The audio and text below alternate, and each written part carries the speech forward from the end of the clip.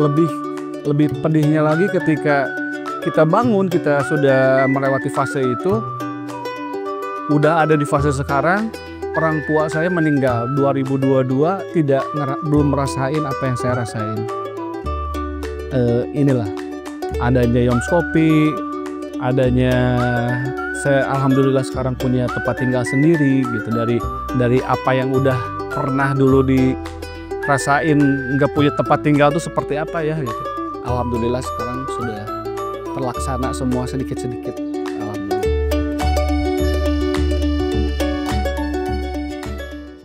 Halo, nama saya Mats Bellamy ya, akrab dipanggil Mats. Usia sekarang mau menginjak kepala 4 lah ya.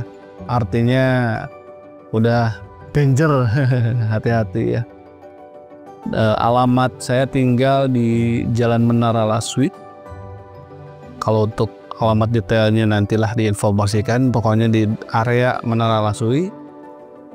Untuk usaha yang saya sekarang geluti, di samping saya usaha menjadi YouTuber, usaha saya juga ada yang bergerak di bidang pelayanan, terutama ini Yoms Kopi, kedai kopi ya. Yoms Kopi beralamatkan di Jalan Terusan Bojong Soang nomor 25, tepatnya persis di sebelah gudang baju. Nah, kalau untuk spesifikasi yang kita jual, produk yang kita jual khususnya kopi gitu, Yoms Kopi kan namanya kan. Tapi kalau buat yang non coffee-nya juga kita jual. Buat teman-teman yang mungkin, wah saya nggak bisa, pengen nongkrong tapi saya nggak bisa ngopi, ada kita siapkan yang non coffee. Dan yang family bawa keluarga ke sini boleh. Kita juga menyiapkan apa, kayak snack-snack gitulah, kayak meals gitu. Meals ada, makanan berat pun ya ada, tapi jangan disamakan dengan restoran yang lain karena kita lebih mengutamakan kopinya gitu. Tapi bukan berarti mengecilkan si produk restonya, bukan gitu. Nah, kalau untuk dari kopi mah udah banyak ya produk yang disuguhkan kopi, tapi kita juga menyuguhkan di sini ada live music juga tiap hari dengan beberapa genre, ada yang solo, ada yang duo, ada yang trio, ada yang band juga. Di sini bebas mau karaokean, bisa fasilitasnya. Tempat ibadah ada, tempat sholat ada ya. Terus bisa jamming juga. Jadi buat teman-teman atau tamu-tamu yang mampir ke sini itu, kita tuh tidak hanya sekedar menonton menikmati kopinya saja, tapi ada hiburannya juga, live music. Ditambah kalau misalkan ada event nobar, kita bisa nobar juga di sini. Kita siapkan proyektor. Kalau dulu mengawali saya dari band melodic punk lah gitu, dulu awal-awal zaman SMP. Tapi setelah beranjak dewasa, akhirnya menemukanlah band yang lebih komersil. Kalau dulu kan band hobi lah ya, main band itu saya dulu hobi, dengan all genre semua saya mainkan, dangdut pun tidak terlepas ya. Tapi yang profesionalnya saya sempat reguleran di kafe-kafe, resto, food court, lounge dan lain-lain. Bahkan by event pun, event private sudah kita geluti lah. Wedding pun sama. Dengan genre ya beragam. Kalau di wedding pop, kalau di beer house dan lain sebagainya lebih ke rock lah gitu. Nah, sampai di titik sekarang kita merambah ke ranah digital. Akhirnya kita bermain digital dengan genre receh sebetulnya sih. Lebih ke receh, meninggalkan tapi tidak menanggalkan ya. Hanya menanggalkan tapi tidak meninggalkan genre yang sebelumnya. Kalau saya tetap rocker, sebetulnya basicnya rocker. Tapi karena berbicara komersil berarti kita harus meng-create genre baru, namanya Kenyed Van Java, yang sekarang kita lagi kerjakan. 3 Pemuda Berbahaya itu nama bandnya gitu. Genre itu kebagi 2, ada idealis, ada genre yang komersil. Kalau secara idealisme mah saya lebih ke rock sih sebetulnya. Dan banyak rekan-rekan saya juga yang mana mah cocoknya genrenya nggak rock weh gitu. Tapi kalau misalkan secara komersil, yang artinya komersil di sini tuh yang secara cuan gitu. Kalau nyari cuan saya lebih ke Kenyer Van Java ini dengan genre, bukan genre baru sih. Itu genre dari reggae-nya ada, ska-nya ada gitu. Influence-nya ke sana. Kenyer Van Java itu tuh kenyet dia itu reggae. Jadi kenyet itu satu teknik main gitar dengan ada unsur ngenyetnya. Toet ceta itu kenyetnya itu dikenyet, main layangan dikenyet gitu. Ini mah gitar yang dikenyet, nah itu kenyet. Tadinya harapannya reggae Van Java, tapi kalau genrenya reggae udah banyak, jadi akhirnya kita plesetin jadi Kenyer Van Java. Funnya di sini fun menyenangkan, FUN fun. Javanya dari Jawa Barat, jadi band yang menyenangkan dari Jawa Barat dengan genrenya reggae gitu loh, kurang lebih. Yang terakhir kita baru upload itu judulnya Statue, kita featuring dengan Salsa Bintan. Terakhir ya 2 jutaan sih, viewersnya 2 jutaan. Sebelum-sebelumnya di tahun-tahun yang lalu kita bahkan ada yang sampai, saya terakhir kemarin riset lihat-lihat lagi video-video lama yang paling populer tuh di 35 juta. Judulnya Mencari Alasan. Di saat-saat era-era collab bersama Delisa Herlina pun dengan Salsa Bintan juga sama. Saya bermusik dari SD sebetulnya. Kelas 6 SD saya dikenalkan dengan satu genre yang mungkin saat itu genre-genre pada masanya ya. Saya pun masih belum punya jati diri apakah saya sebagai siapa saat SD itu. Jadi saya semua alat saya pegang. Dan alat musik yang paling saya suka itu sebetulnya drum. Dan sampai menginjak dari SD ke SMP itu saya masih konsisten megang drum. Cuman memang pada akhirnya saya menjadi vokalis sampai sekarang tuh ada pergeseran. Dulu vokalis saya yang dulu tuh dia hengkang, dia resign keluar, akhirnya tidak ada vokalis. Akhirnya saya yang memvolunteer diri sendiri untuk menjadi vokalis dari drummer yang lain. Singkat cerita bandnya tidak berjalan dengan baik.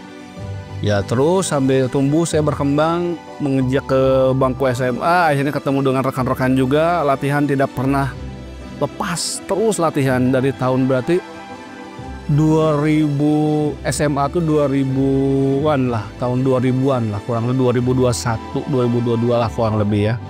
Nah akhirnya pas lulus sekolah, saya sempat ya inilah ya, perjalanan hidup saya tidak hanya di musik terus kan. Lulus sekolah 2004, saya memutuskan untuk usaha, membuka usaha wartel dari usaha orang tua saya. Akhirnya wartel tidak berjalan dengan baik. Saya bekerja di counter HP juga pernah. Tidak lama juga bekerja di counter HP. Sempat menganggur beberapa tahun dan akhirnya 2006 saya bekerja pertama kali di resto. Namanya Baraya Resto dan sekarang sudah tidak ada Barayanya.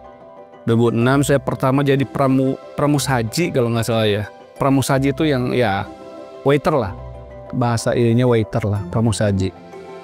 Itu tidak lama dan akhirnya nyari kafe itu kafe. Bekerja di restoran itu ada keasikan dan keunikan sendiri dan akhirnya tapi musik tetap saya tidak lepas. Sempat ikutan ajang pencarian bakat juga di tahun 2008 Indonesian Idol tapi tidak lulus. Bahkan sebelum itu ada ajang pencarian bakat namanya AFI, Akademi Fantasi Indosiar saat itu, apa Indonesia gitu.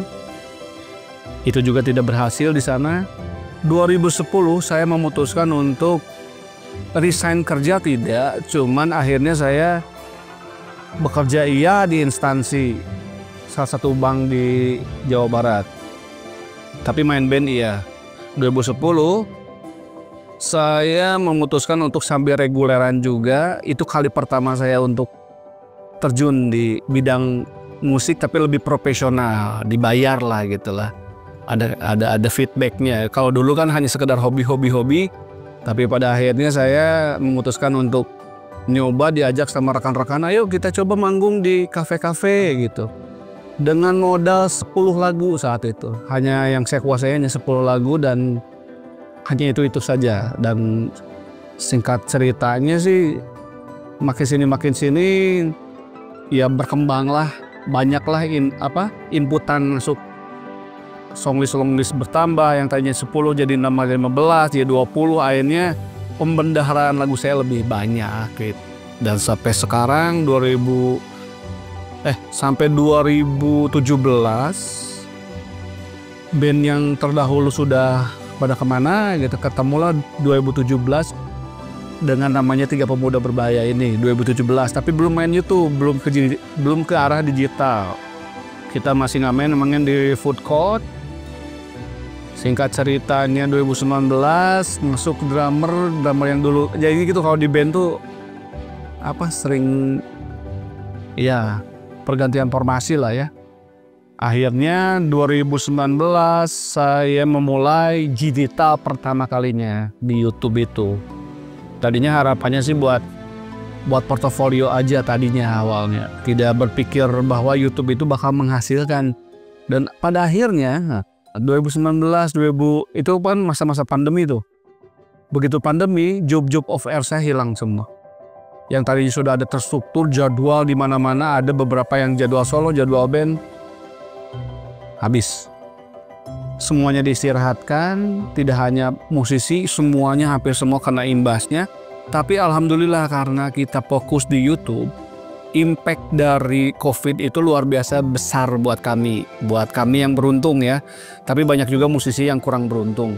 Begitu kita mendalami YouTube sampai sekarang 2025 kita masih survive, masih struggle, kita masih bermain YouTube, alhamdulillah. Itu menjadi dibilangnya tuh income utama kita. Dari hasil YouTube, alhamdulillah saya membangun usaha ini, Yoms Kopi salah satunya, dan ada juga usaha-usaha yang lain yang masih dalam bentuk wacana. Yang sudah berjalan alhamdulillah Yoms Kopi ini dari YouTube. Oke, nama Yoms Kopi itu terbangun atau terbuat atau bukan terbuat ya. Ada nama Yoms Kopi itu dari satu obrolan rekan lah. Obrolan rekan lagi nongkrong.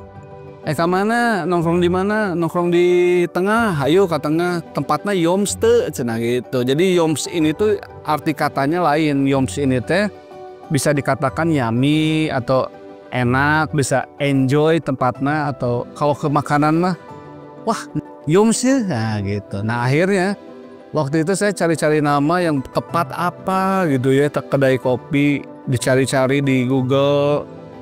Akhirnya udahlah, saya keingetan rekan saya yang sekarang lagi pesantren kan, lama dia pesantrennya, jadi tapi bulan depan dia balik. Akhirnya nama Yoms Kopi dipilih gitu, karena kayaknya simpel, terus artinya juga bagus. Titik terendah saya jujur dulu waktu sama istri. Saya pernah hidup di Bali 2 bulan sebelum saya menikah. Jadi saya menikah dulu di Bandung dan akhirnya saya berangkat. Nggak lama dari saya nikah, saya berangkat duluan, istri nyusul. Saya sama istri tinggal 2 bulan, sebulan pertama menjelang bulan puasa saat itu. Harapannya, ekspektasinya hidup di kota orang gitu, pas pulang bawa sesuatu gitu. Nah ternyata setelah 2 bulan berjalan, 2 minggu sebelum lebaran kita pulang, memutuskan untuk pulang ke Bandung lagi dari Bali tuh. Kita nggak punya apa-apa jujur. Kita hanya bawa beberapa oleh-oleh, nggak banyak. Ya tempat tinggal pun kita nggak ada, saat itu belum ada. Mau pulang ke rumah malu, akhirnya kita numpang. Kita numpang ke teman istri. Ya numpang di kosannya, itu pun kalau kosannya kosong kita bisa isi. Kalau kosannya lagi dipakai sama temennya, kita di luar. Aktivitas di luar lah, ngapain lah, kita nongkrong gitu. Karena kita malu gitu. Kita malu untuk pulang ke rumah. Pada akhirnya alhamdulillah banyaklah teman-teman yang peduli sama kita. Titik terendah kita tuh yaitu kita belum punya tempat tinggal sendiri, usaha pun belum ada, modal pun tidak ada, belum ada. Bagaimana caranya kita keluar dari fase-fase atau masa sulit itu? Ya alhamdulillah sedikit-sedikit ada job panggilan reguler gitu dengan bayaran yang alhamdulillah saat itu menyesuaikan gitu. Entah job solo, entah job band gitu ada. Cuman masalah tempat tinggal ini kita masih pikirkan gitu, gimana ya caranya biar kita nggak ikut numpang sama orang gitu. Seperti itulah masa titik terendah saya. Lebih pedihnya lagi ketika kita bangun, kita sudah melewati fase itu, udah ada di fase sekarang, orang tua saya meninggal 2022, belum merasain apa yang saya rasain. Inilah adanya Yoms Kopi, adanya saya alhamdulillah sekarang punya tempat tinggal sendiri gitu, dari apa yang udah pernah dulu dirasain nggak punya tempat tinggal tuh seperti apa ya gitu. Alhamdulillah sekarang sudah terlaksana semua sedikit-sedikit, alhamdulillah. Yang membuat alasan satu-satunya yang membuat kita bertahan hidup dan saling percaya adalah ya kita meyakinkan ke diri sendiri, ke masing-masing, bahwa tidak ada yang terbaik di luar sana kecuali kita sendiri gitu. Kalau misalkan kita berpikir ada saat kita lagi susah mencari yang terbaik, itu belum tentu baik buat kita. Nah, jadi alhamdulillahnya saya saat lagi drop, istri lagi drop juga, saya nggak berpaling, istri tidak berpaling, karena momen terbaik saat kita membangunnya gitu. Bukan saat kita drop terus kita mencari yang lain gitu. Itu yang kunciannya. Jadi buat kita berdua mah itu yang menguatkan bahwa kita pernah berhasil melewati fase-fase masa sulit dengan modal apa? Dengan modal itu. Modal saling apa ya, saling percaya lah mungkin ya, saling percaya. Alhamdulillah.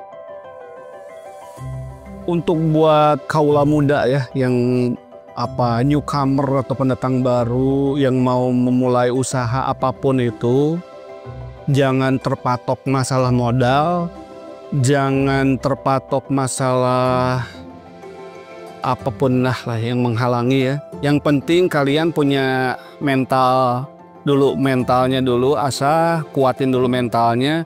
Modal mah insya Allah kalau misalkan ada jalannya pasti, kita yang penting berusaha lah kalau untuk modal. Kalau mentalnya itu yang harus dilatih.